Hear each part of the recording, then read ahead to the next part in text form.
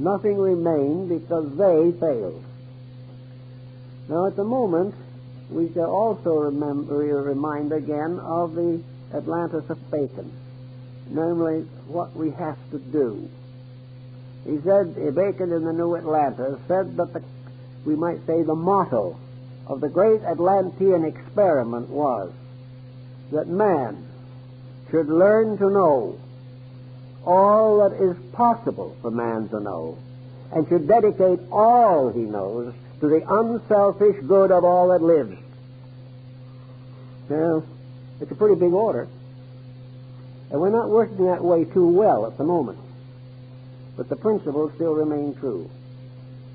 That when the individual works for himself, his empires fall. When he works for the common good, he builds that in which is the spirit of everlastingness. Now, among the mysteries that have been involved in the Atlantean story are the pyramids. And the pyramids are very interesting things. We know that they are in Egypt. We know that they're in Central America, but recently, a year or two ago, I saw a aerial photograph of pyramids in the heart of China, which are not generally known, but it's been recognized. These pyramids, like the mounds of antiquity, seemingly have a meaning. And what that meaning is appears to be also rather uncertain. According to the conservative Egyptologists, and Mayaologists for that matter, the pyramids were simply magnificent monuments to the memories of dead pharaohs, kings, or emperors, or, if you want to be a little more idealistic, perhaps the testimonies to God and wisdom. But the pyramids are very strange things. Their distribution upon the surface of the earth is most extraordinary. Work is now being done, and I hope it will be carried on to a successful conclusion, to study and chart the locations of pyramids in relation to the magnetic fields of the planet. We know that the planet is a kind of crystal, that it has areas of fission, that it has magnetic fields, and that these magnetic fields are very important to the survival of life and to the distribution of energies. These magnetic fields may sometimes be the substitute for every method of locomotion or all forms of fuel in the world today. I went to the Pyramid of Giza, and I went through all the interior chambers of it. And there are some things about it that are very, very strange. Why should a tomb be ventilated? There are two great passageways leading from the king's chamber to the outside wall of the pyramid. They are like ventilators, not large enough for a person to go through, but large enough to permit a current of air. And then, after some time, no one knows when, the outer ends of these ventilators were blocked, but the openings to the inside are still open. The Great Pyramid's king's chamber has in the ceiling the largest stone, I guess, in the entire structure. It weighs many, many tons. The sarcophagus, so-called, has been largely nicked away by tourists, but it is a lighter stone box, much in the shape of a casket, but too small for a human body. The way the Egyptians mummified their dead and put one mummy case and sarcophagus over another before a final interring in the stone vault could not have been done in this case at all. It would have been utterly impossible. Also another interesting thing happened. Way back in the days of the glory of Baghdad, the great Sultan of the follower and descendant of the great Al-Rashid of the Arabian Nights, Sultan Al-Rashid bin Mamun, decided to open the Great Pyramid. he had been told that it was built by giants who were called the Shaddai, superhuman beings, and that within that pyramid, and those pyramids, they had stored a great treasure beyond the knowledge of man. So, taking his court with him, the Sultan went to Egypt, and he stood and looked at the Great Pyramid. And at that time, all the casing stones were in place. The four walls were perfectly smooth. There was no visible opening of any kind. And he didn't know exactly what to do. But he heard from legends where he supposed the entranceway was, and he began to dig there. And they had a very fine way of digging in those days, which I think we have improved on. They had to use cold chisels and vinegar to go through the stone. And when they got through a certain way, they did find that they had come very close to an entrance. But a great stone blocked it, and they could go no further. The Sultan or Caliph looked at the stone. He said, "Take it out." So they went to work on that stone with vinegar and very soft metal tools. And last, with a great trouble, they managed to get the stone out. And as they took it out, another stone fell in its place. And they had to go through stone after stone before they could get into the building. Now, you don't do that just to bury a burial. And at last, when they got all the way in, there was nothing. The only thing they found were a series of little implements, like a little ball that could be used to make sure a surface was even. If you stood the ball on it, if it rolled off, the surface wasn't even. And two or three other little tools, and the dimensions of the building itself. Now, the Shaddai was supposed to have buried all this treasure. Did they really bury a treasure in there? Were those little instruments the treasure?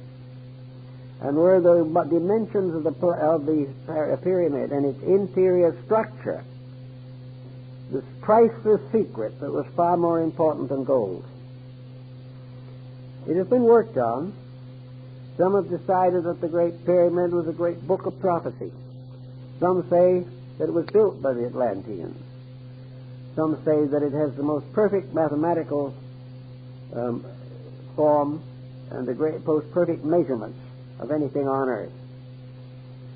They have measured the orientation of the pyramid, and it's oriented up to the 8th or 9th decimal point. And the little error that does exist, just a little fragmentary error, is probably due to the fact of the minor earthquake that shook off that corner. The building was built by somebody who knew a great deal. Now, if you only want to go back as far as Cheops or Khufu, we have to admit under those conditions that the Egyptians were pretty smart people. Because if they built the pyramid, they had a knowledge not only of architecture, but a knowledge of mathematics, and a knowledge of astronomy, and a knowledge of geography that was prodigious. They knew more about all of these subjects than we knew 100 years ago. Something in this story is another evidence that somewhere in the past there was a very great amount of knowledge. And if it was true, or is true, that the pyramid was oriented to the star Vega, then the entire history of Egyptian philosophy and mathematics is set forth in that building. The Egyptians themselves, at a very early time, said that the Great Pyramid of Giza, pyramid number 1, was originally the tomb of Hermes, and that in that building was the great key to the Hermetic philosophy, which was restored in Alexandria in the 1st century. Now, Hermes, as the Hermetic tradition tells us, was the god of wisdom, a being known to the Greeks as Hermes, known to the Romans as Mercury, known to the Egyptians as Thoth, the god of writing. And the last poem, by the way, of Longfellow was an ode to Hermes, in which he said, Trismegistus, 3 times greatest, how thy name sublime has descended to this latest progeny of time. Hermes Trismegistus, the embodiment of all knowledge that is knowable of nature. Hermes was the symbol of cosmic mind, of absolute knowledge. He was described as having written all the books of the world, because every book was written by mind. He was the keeper of the great secrets of life, the guardian of the mysteries. And this work includes a discussion of the Great Pyramid. Certain Hermetic books, probably written about the 1st century, but credited with a greater antiquity, include a work written by Hermes, presumably, to his son Tatian. And he says in this book to his son, he says, the day shall come when Egypt shall be no more glorious, that nothing will remain of this great empire except broken columns half covered with the sand. And that was written over 2,000 years ago from existing manuscripts. So the entire problem of Egypt ties into Atlantis, to the pyramids, and other ancient monuments. Let's see now what we could say about this pyramid in study of man at the present stage of his evolution. For some reason we're not very sure of, the pyramid is on the reverse of the seal, the Great Seal of the United States. No one knows exactly why it was put there. No one knows who put it there.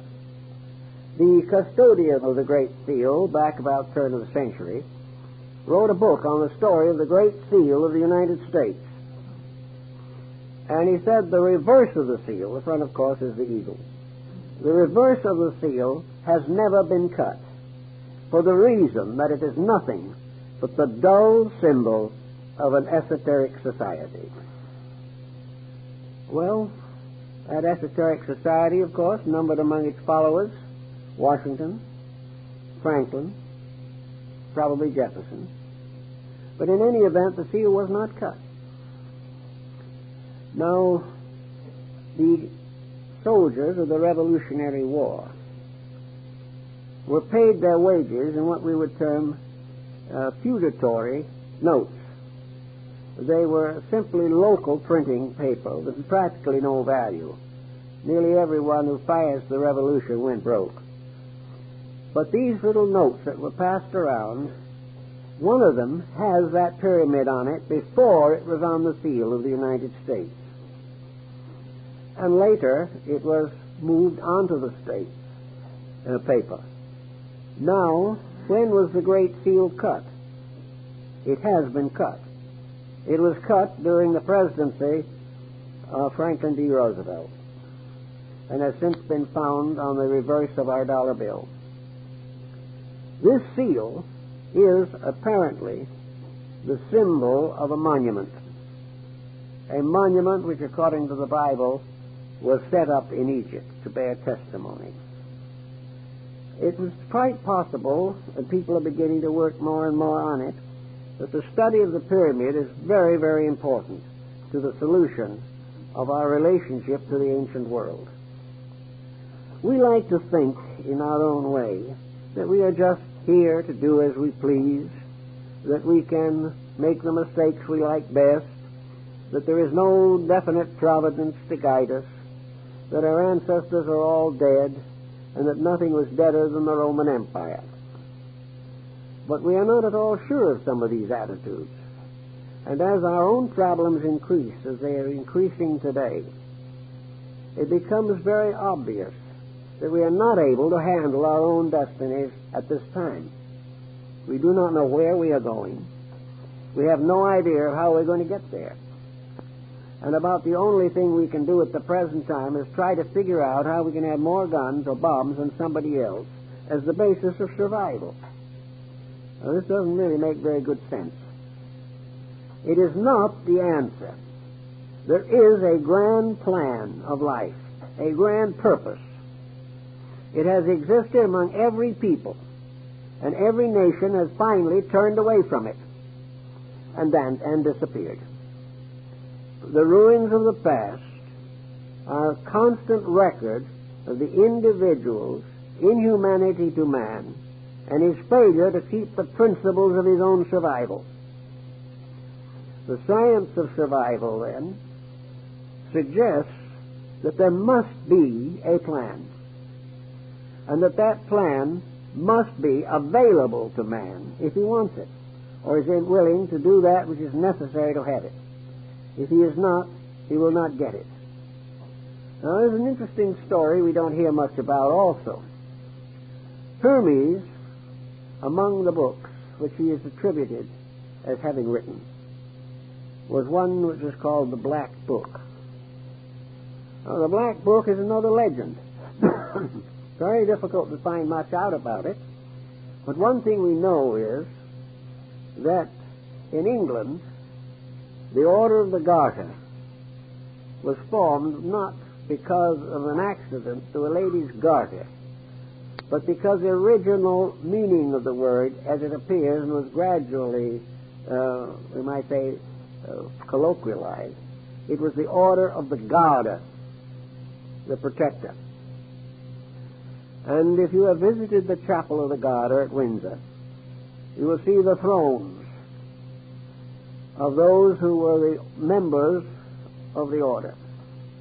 And according to the ancient order, as recorded by its first great historian, Sir Elias Ashmole, back in the 17th century, the original laws and rules for the order were taken from the Black Book of Hermes on the deportment of kings.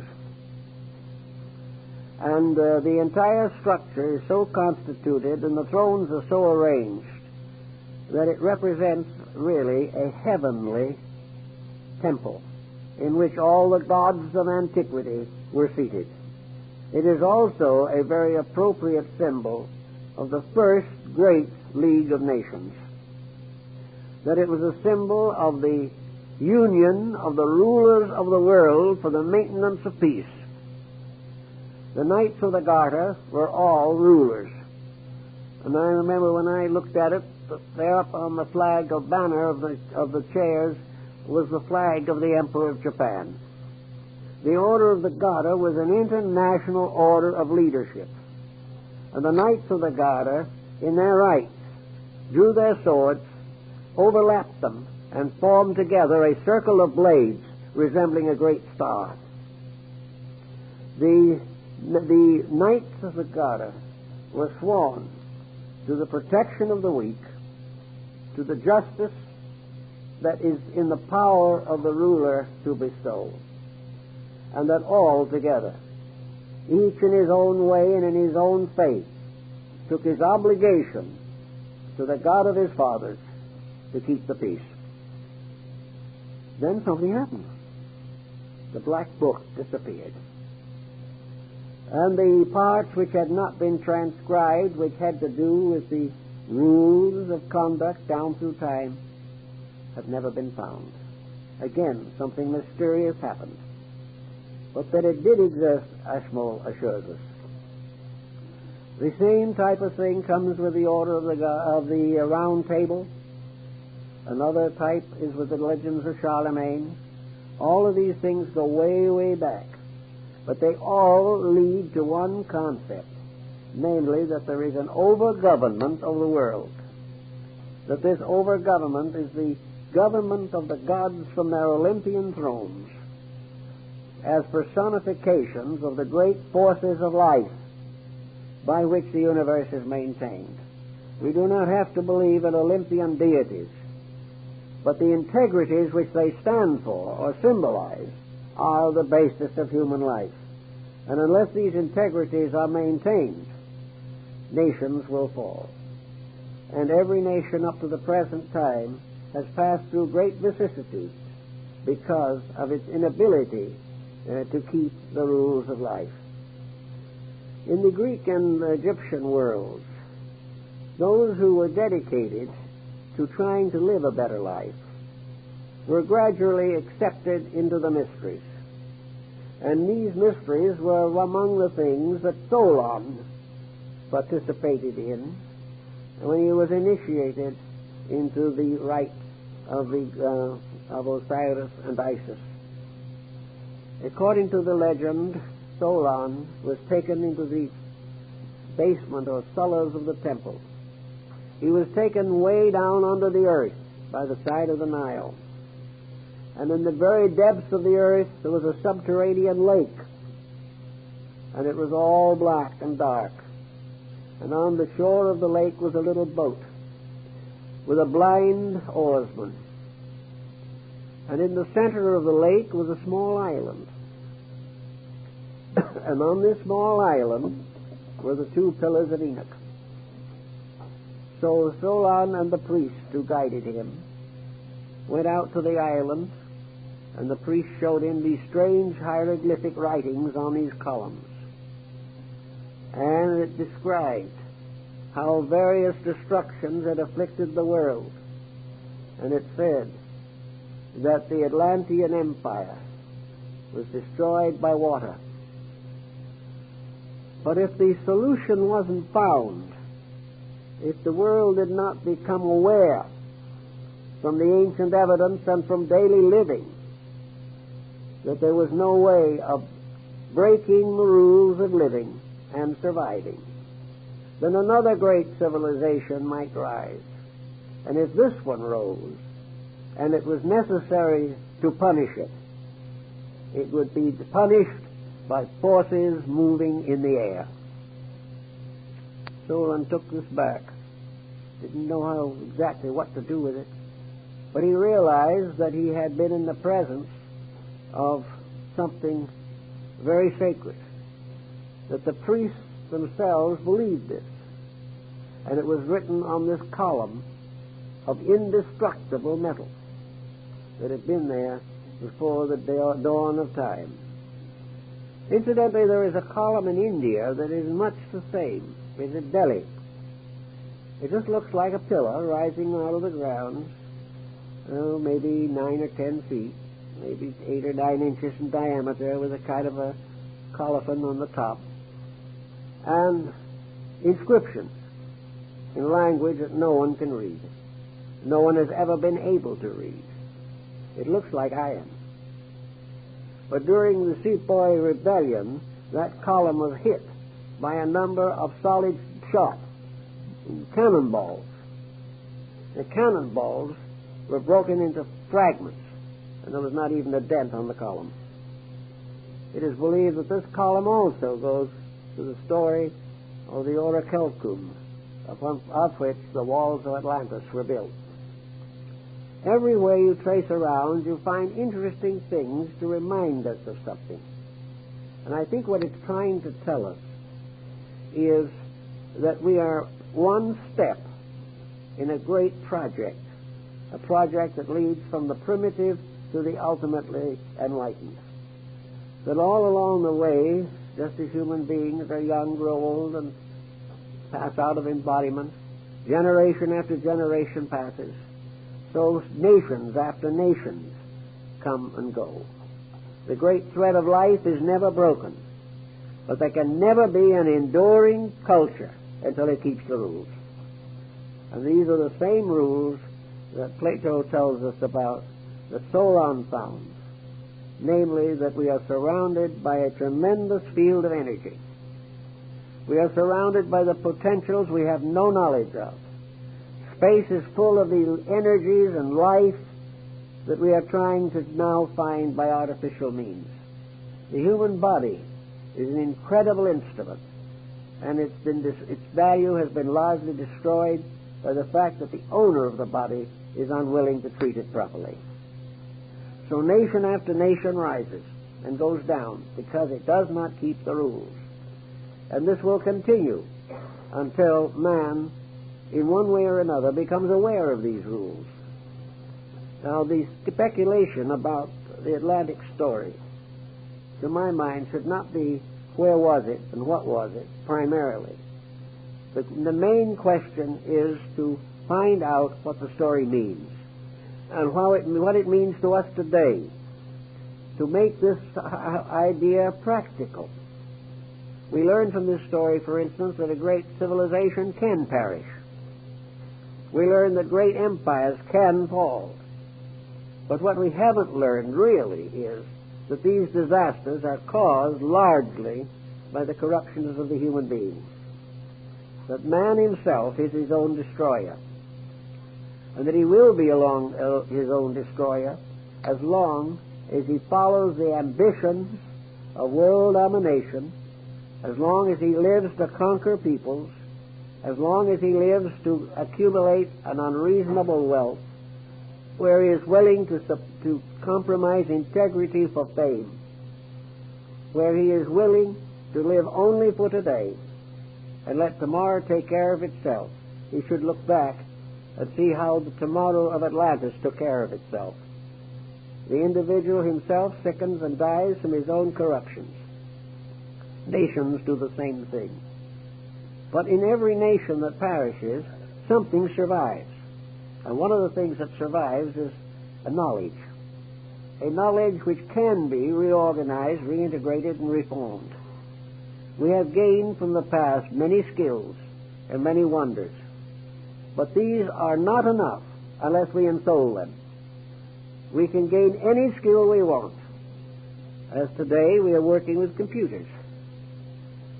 We can have all the computers we want, but then we'll be born and suffer and die just the same, unless we use these computers to solve the great problems of life.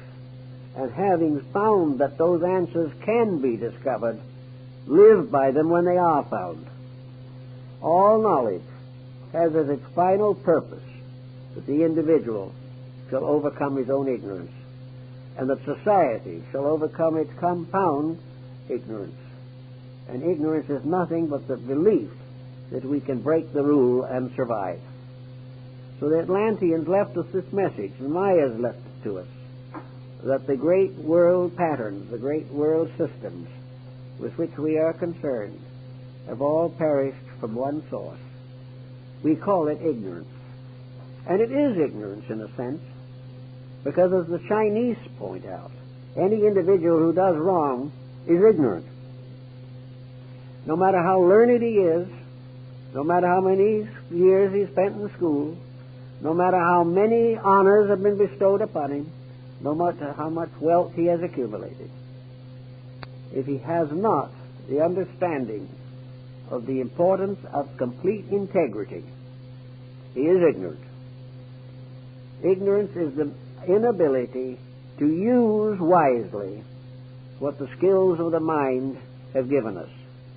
And until we realize this, we will be perishable. And just like the Atlantis of old, we shall be teetering on the edge of oblivion unless we ourselves make the necessary changes in our concepts and our conducts. Bacon pointed out that there was, in the great city of the New Atlantis, in Solomon's house, there was a tremendous collection of all of the arts and sciences that man had known. That in here, all the wisdom, all the value that humanity had accumulated was in a great museum, a wonderful place, a gallery. And also here were the busts and statues and portraits of the great illumines, those who had given man the great donations and gifts of wisdom. Here was made available to the individual the accumulated wisdom of the ages. Everything of astronomy, of medicine, of art, of literature, everything of science. So each one coming into the world comes into this gallery, and here he sees all that the world has done, all the achievements of the past, and then he is reminded of the simple fact: you have seen all these things. You know they have been accomplished. Therefore, your problem is to take these things and use them for the good of all that lives. unless somebody somewhere along the line comes to this conclusion and takes this attitude towards all knowledge, the dangers of the deluge remain. The danger that we will tear down or lose a tremendous asset by abusing its use. Actually, it is the same in our personal lives. Unless we control our minds and emotions, unless we organize and rectify character and conduct, we are abusing the priceless privilege of growing, which is our birthright. And those who have abused the birthright get into trouble. So Atlantis stands for a lost cause. Not lost because the gods merely wanted to destroy a people. Atlantis was destroyed because it was too dangerous to let it live. It meant that if it was not destroyed, evil would spread throughout the world, would afflict all peoples, would tyrannize and dominate and corrupt everything that exists. Before this can happen, so many laws are broken, so many energies are abused, that all these broken rules and these abused energies get together and destroy the source of the corruption. Just as evil creatures, bacillus, the virus, and all these things, come and destroy bodies that have been made infirm. So in the Atlantis story, we have a moral lesson of importance, in addition to a fascinating ancient fable. Thank you very much.